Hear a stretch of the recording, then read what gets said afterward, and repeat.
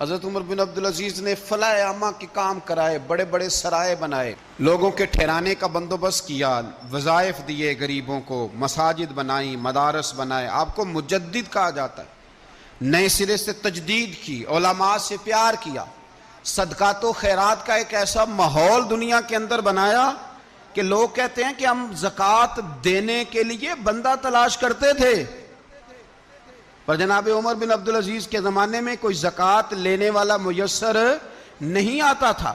ایک شخص ملا تو لوگوں نے اس کو اتنی زکوٰۃ دی، اتنی زکوٰۃ دی، اتنی زکوٰۃ دی، لوگ خوشحال ہو گئے۔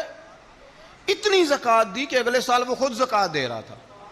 حضرت عمر بن عبدالعزیز نے ایسا ماحول بنا کے لوگوں کو دیا، اس طرح کی نوعیت آپ نے لوگوں کو دی کہ خوشحالی نظر آنے لگی۔ ذمیوں کے، غیر مسلموں کے حقوق کا بھی تحفظ فرمایا۔ 39 سال عمر پائی، صرف نمازیں بھی پڑھ گئے، صدقے بھی دے گئے، عبادتیں بھی کر گئے، 2.5 سال حکومت بھی کر گئے، اللہ رسول کو راضی بھی کر گئے۔ عمر پائی 39، پورے 40 نہیں، 39 سال عمر پائی، اتنا کچھ کر گئے۔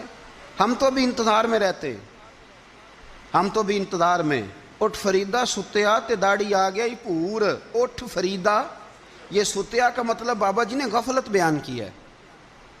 اس کا مطلب یہ نہیں کہ سچی مچی سویا ہوا تھا، کہتے تو غافل ہے۔ اٹھ فریدہ ستیا داڑھی آ گیا ہی پور، اور اگا نیڑے آ گیا ہی، پیچھا رہ گیا ہی دور۔ 40 سال کی عمر میں آپ کو زہر دے دیا گیا، کچھ لوگوں کو برداشت نہیں